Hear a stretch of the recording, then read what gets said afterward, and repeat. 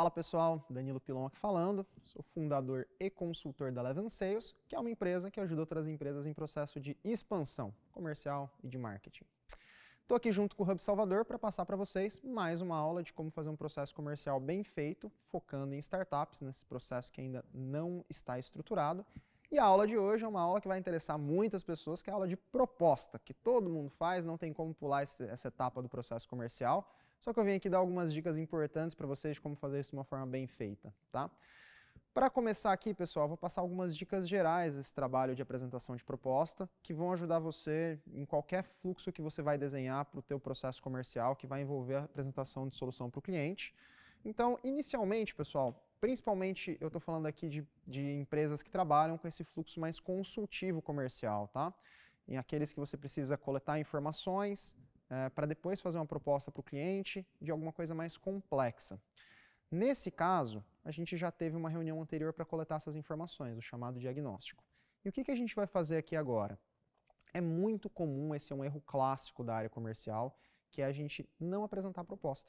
A gente mandar a proposta para o cliente por e-mail, por WhatsApp, ou por qualquer meio ali, só que sem fazer aquela explicação, aquele tete-a-tete com o cliente.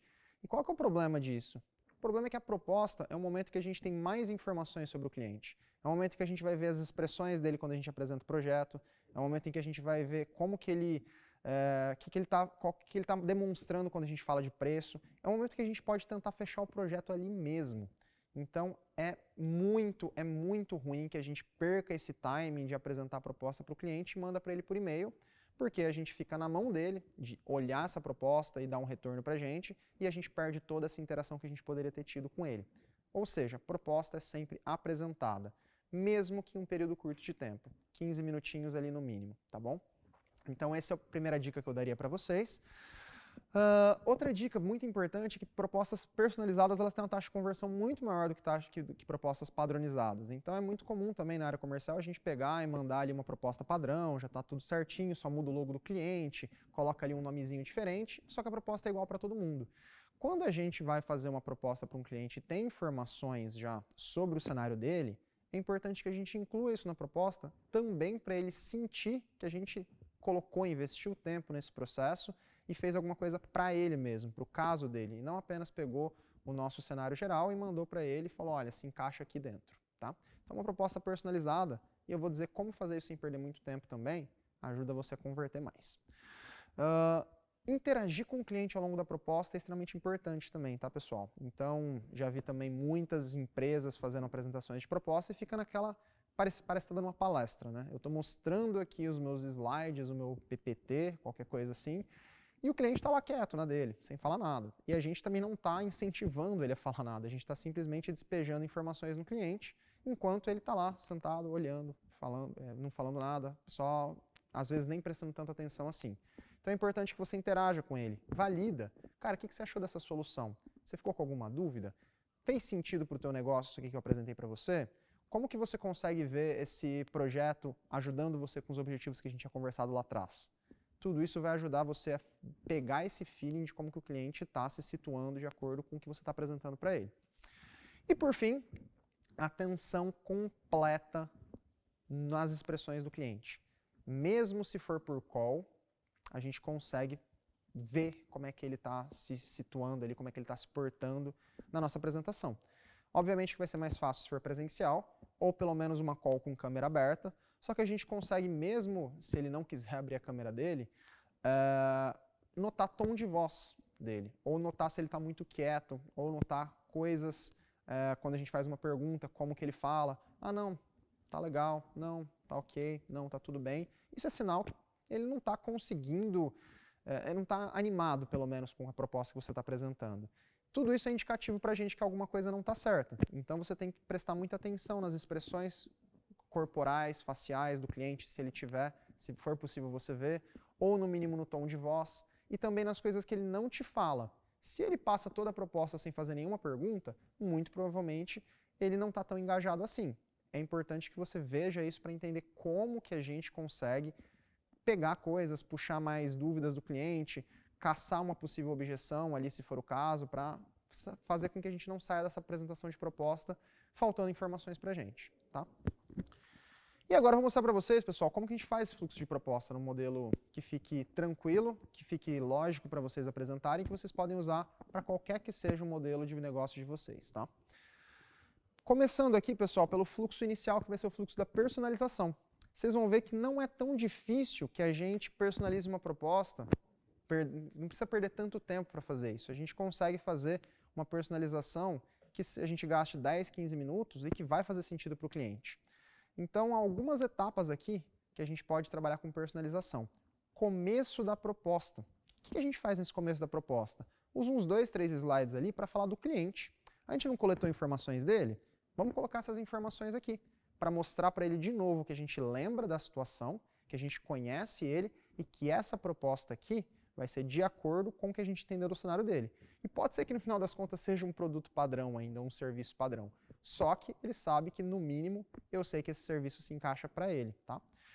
Então, como que a gente começa esse fluxo de proposta? Primeiro ponto, revisando os pontos que você entendeu da situação dele. Olha, eu entendi que a tua empresa tem tantos funcionários, que teu produto funciona assim, que você tem uma área XYZ que está funcionando desse jeito, que você usa tais sistemas, e aí você já mostrou para ele que você entendeu a situação do cliente, e aí você valida também. Tá correto? Tem algum ponto importante que eu deixei de fora aqui? Lembrando que interação é importante com o cliente. Esse é um dos momentos da gente fazer essa interação. Depois disso, eu coloco os desafios. Eu tinha entendido do teu cenário, que você comentou comigo, que você tem problema X, Y e Z, que são os principais desafios que você tem hoje na tua empresa ou na tua área. É isso mesmo? Tem algum outro ponto que também está sendo difícil para você e seria legal incluir aqui? Porque eu vou fazer um projeto baseado no que é importante para você. Outra forma de você mostrar que você entende sobre o cenário dele e também fazer alguma coisa que faz sentido para os desafios dele. E por fim, descrever as soluções gerais que você acredita que façam sentido para esses desafios que você encontrou, pela situação do cliente que você encontrou. Essa é a personalização. 2, 3 slides para fazer isso, fica super tranquilo. Se você tiver coletado essas informações de forma concisa ali na reunião passada, é só transcrever e colocar ali no seu PPT, no seu PDF, nos seus slides. Não vai gastar muito tempo seu. Então, essa é a principal personalização que você tem que fazer da proposta. Coisa interessante aqui, né, pessoal? Vocês devem já ter pensado. Minha proposta, eu não começo ela desse jeito. Como que as empresas geralmente começam a proposta delas? Apresentando a sua empresa. Minha empresa tem 10 anos de mercado, ela começou de tal e tal forma, nós temos tantos clientes, nós temos tal e tal coisa. Por que que isso não é recomendado? Porque no começo da proposta, o cliente não está interessado em prova de conceito, de confiabilidade da sua empresa. Ele vai querer saber isso no final da proposta. Primeiro ele quer saber se você resolve os problemas dele, se o teu produto serve para ele, se os desafios que ele passou para você, os problemas, eles vão ser resolvidos. Feito isso, ele vai começar a pensar, ok, parece que esse produto serve para mim, mas quem que é essa empresa? Será que a empresa é confiável suficientemente para eu contratar um serviço dela? E aí sim a gente fala sobre, talvez, um pouco sobre a gente para ele ganhar mais confiança.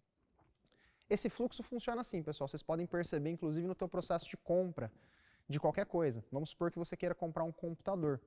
A primeira coisa que você vai... Na verdade, vamos supor que você nem queira comprar um computador. Você está começando a ter problemas com o seu computador.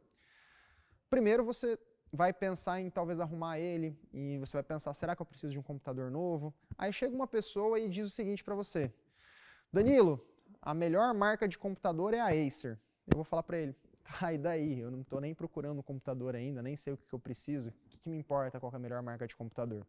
Aí, quando você decidiu comprar um computador, você vai começar a analisar o que faz sentido para você, quais são as características técnicas, qual que é o processador, qual que é a memória RAM, qual que é o HD, você vai comparar com outros, vai pedir indicações de pessoas, que computador que você usa, como é que funciona, você vai pesquisar preços, etc. E no final das contas, aí você vai ver, olha, fiquei entre esses computadores aqui dessas 3 marcas, qual será que é mais confiável? Esse processo de compra acontece em todos os fluxos que a gente faz para comprar um produto, não é diferente numa venda mais consultiva. Então deixa para apresentar tua empresa no final da proposta. Tá? Depois disso a gente vai passar para o outro fluxo, que é agora um fluxo mais padronizado, com alguma personalização também. Nesse caso aqui, pessoal, esses slides, a gente já vai ter eles preparados, que vai ser basicamente falando sobre o nosso produto, o nosso serviço. A gente vai tirar ou incluir alguma coisa de acordo com o que a gente pegou do cliente, mas agora não é tanta coisa assim. Então talvez o nosso produto ele tenha 15 funcionalidades, só que não faz sentido a gente apresentar as 15 para ele. A gente coloca um slide apenas com as 5 que faça mais sentido para o cliente. Essa é a personalização, tá? Porque vai parecer que a gente fez isso focado no cliente, mas no caso a gente simplesmente colocou coisas que já são padrão lá para ele, padrão do nosso produto, só que pensando no cenário dele. Ou seja, daqui para frente o tempo que a gente gasta é muito menor. O que a gente faz aí agora?